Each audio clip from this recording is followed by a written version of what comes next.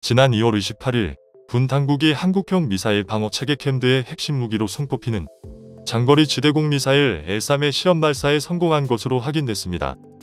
그리고 한국은 이외에도 촘촘한 다중 방공망을 위해 추가적으로 다양한 무기 개발도 이어가고 있습니다. 이번 영상에서는 그 외의 방공 무기들에 대해 자세히 알아보도록 하겠습니다. 국가연은 L3 발사에 앞서 같은 날 진행한 장사정포 요격체계 램드, 일명 한국형 아이언돔의 개발을 위한 해군 개량형 미사일 시험 발사도 성공한 것으로 확인됐습니다. 장사정포 요격체계는 여러 장소에 유도탄 발사대를 설치해 돔 형태의 방공망으로 둘러싸 날아오는 장사정 포탄을 요격하는 체계로 이스라엘의 아이언돔이 같은 형태의 요격체계로 유명합니다. 그런데 한국의 램드는 이스라엘의 아이언돔보다 훨씬 뛰어난 성능으로 개발될 예정으로 전 세계 군 관계자들의 관심을 한몸에 받고 있기도 한데요. 램드로 엘티튜드 미사일 디펜스, 저고도 미사일 방어 체계는 L3이 수행하는 고고도 방어, 천군 블로기가 수행하는 중고도 방어에 이어서 7km 이하의 저고도 미사일 방어를 담당하는 요격 체계입니다. 즉, 북한이 발사하는 방사포 요격이 주요 목표이지만 필요하다면 북한의 단거리 탄도미사일 요격도 수행할 수 있습니다. 한국형 램드도 외형적으로는 아이언돔과 비슷해 탐색 레이더는 최소 40km 이상의 탐지거리를 요구하고 있으며 용형 미사일은 고도 7km 이하, 사거리 10에서 15km 이내의 표적을 요격할 수 있는 성능을 요구하고 있습니다. 그런데 아이언돔은 마 1에서 2 수준의 저속 로켓탄과 박격포 요격에 맞추어 개발된 것과 비교해 한국의 램드는 마 2에서 4 사이의 속도를 갖는 대구경 방사포 요격에 맞추어 개발된 모델로 한국의 전장 상황에 맞는 뛰어난 방어 능력을 가졌습니다. 단순 방사포 요격용이라기보단 명칭 그대로 저고도에 진입한 거의 모든 고속 표적에 대응할 수 있습니다. 즉, 중고도 단계에서 천군 블로기가 요격에 실패했거나 요격 미사일이 모두 소진된 상태이면 램드가 마 4급 이하의 탄도미사일 요격을 담당하게 되는 것입니다. 현재 AIZ X1은 북한 방사포탄의 요격 가능성을 검증하고자 본인들이 개발한 요격 미사일 중에 가장 적합한 해공 함대공 미사일을 개조했고 그 개조품이 이번 요격 테스트에 동원된 것입니다. 국방과학연구소는 지난 2018년부터 본격적으로 램드의 기술적 가능성을 점검하는 선행 연구를 시작했고 이 선행 연구를 공동으로 수행하는 개발 사업자가 LIG X1입니다. 현재 개발 중인 램드는 또 하나의 큰 특징이 있는데요.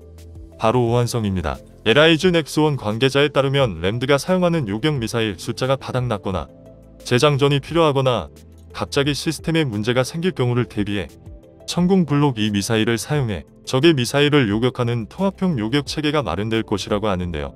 물론 천궁 미사일을 사용하면 가격대 성능 면에서는 문제가 될 수 있지만 급한 상황에 이러한 호환 시스템은 큰 장점으로 활용될 수 있습니다.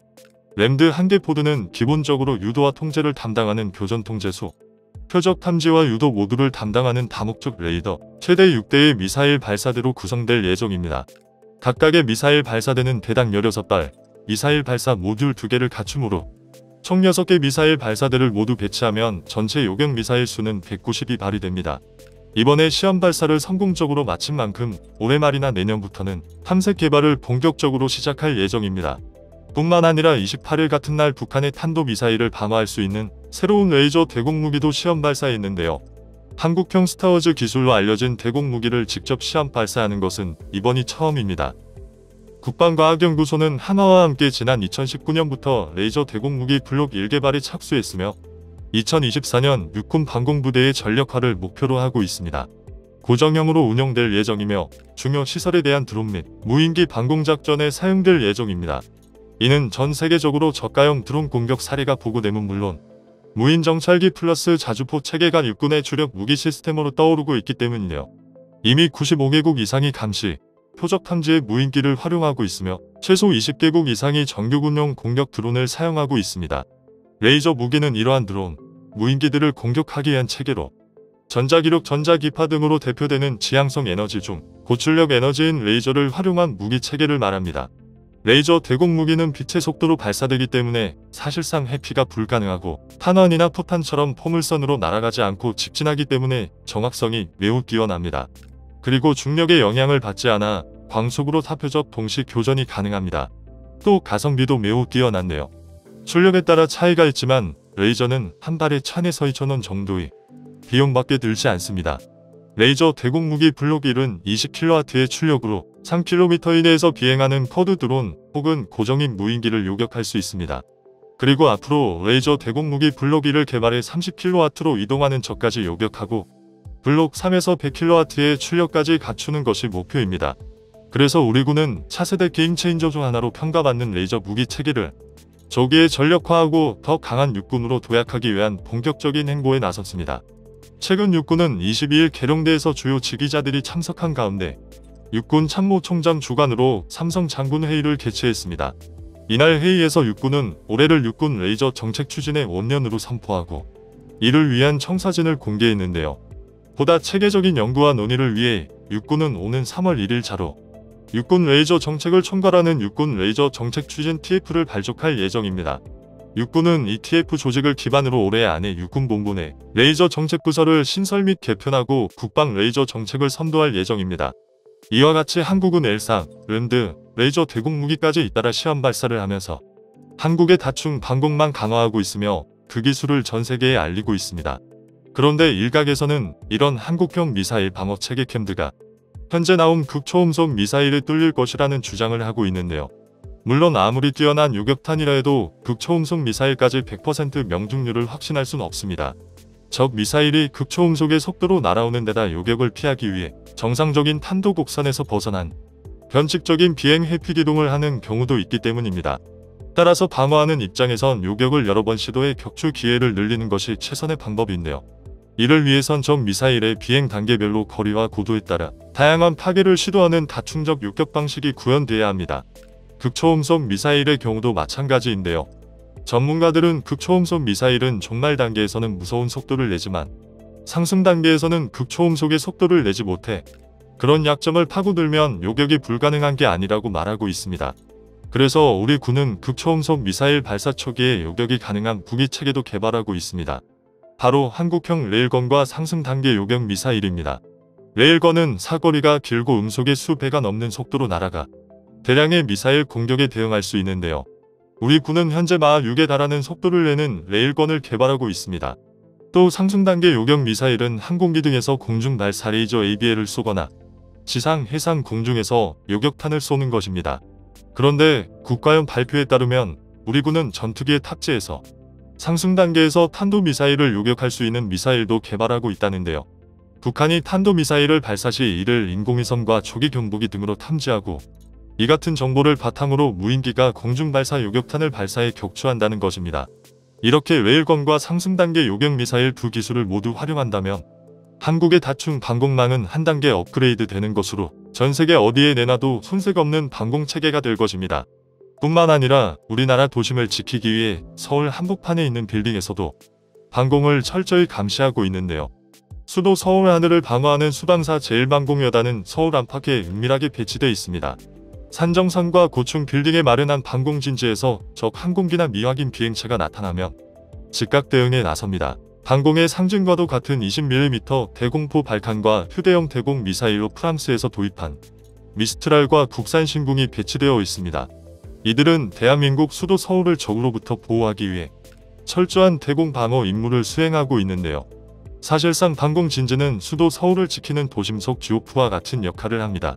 현재 러시아의 우크라이나 침공으로 전 세계 국제정세가 혼란의 상황이 연출되고 있는 가운데 한반도 주변은 북한의 미사일이 고도화되고 중국과 일본의 위협까지 급부상하면서 방공망이 더욱더 중요해지고 있습니다. 그 와중에 한국은 L3, 3, 램드, 레이저 대공무기, 레일건, 상승 단계 요격 미사일 등과 도심의 방공 진지까지 촘촘한 다층 방공망을 준비해가며 한국형 미사일 방어 체계를 구축하기 위해 현재까지도 많은 이들이 노력을 멈추지 않고 있습니다. 오늘 준비한 소식은 여기까지입니다. 시청해 주셔서 감사합니다. 다음은 관객들의 댓글입니다. 러시아의 우크라이나 침공한 전쟁의 유형을 보니 우선 1. 사이버 공격 2. 국및 국가기관 시설 미사일 공격 3. 지상군 투입의 순서였습니다. 우리의 방공망 대단합니다. 전쟁 초기 피해를 막는 방공망은 정말 꼭 필요한 전력자산입니다. 대한민국 국군 아자아자. 마사일 방어 체계도 중요하지만 적의 미사일 공격을 사전에 포착할 수 있는 감시 장비도 그에 못지않게 중요하므로 이 부분에도 연구와 무기 체계가 병행해서 이루어져야 한다고 생각한 방어 목적으로 개발하면 안 돼. 방어하면서 대포병으로 자동 원점 공격하는 체계를 만들어야지. 자주 국방에 힘쓰는 모든 분들 감사합니다. 대한민국 기술이 날로 발전하길 바라고 나라를 지키는 군인들 고맙습니다. 대한민국 만세. 제발 중국의 방어 능력이 어떻게 진행되는지 알려줘요. 우리나라는 중공 때문에 38선을 갖고 있어요. 18대 꿈놈들. 현재 요격체제는 미국의 정찰 위성 도움 없이는 어렵습니다. 우리의 요격체제의 완성은 누리호 발사 성공하여 자체적으로 정찰 위성을 띄워야만 가능합니다. 가장 시급한 바람은 6월에 발사 예정인 누리호가 꼭 성공하는 것입니다. 든든한 소식 감사합니다. 작년 방산 수출이 수입을 초과했는데 앞으로도 자주 국방은 물론이고 약소국들의 든든한 이지처가 되면 좋겠습니다. 발전하는 우리나라 국방무기 체계를 지켜보는 건 항상 즐겁지만 이스라엘의 아이언돔은 이미 전력화되어 실전 배치되어 있는 상태이며 그 주변국은 우리나라의 사정과 달라서 아직 연구개발 단계인 우리나라와 비교하는 것 자체가 무리가 있습니다. 계획대로 천천히 차근차근 신뢰도 높은 방공체계가 완성되길 기원합니다. 든든한 안보, 강한 군사력, 민주정부는 국방에 투자하고 자층 보수는 방산비리만 키운다. 이 사실은 이미 검증된 역사입니다. 중단 없는 자주 국방의 완성과 한반도 평화를 위해 나의 소중한 일상과 가족 안전을 위해 현명한 투표합시다. 만에 하나 한반도 전쟁 발발 시 나가서 싸워야 할 사람은 부동시 면제받은 그자가 아니라 나와 형제, 내 가족들입니다.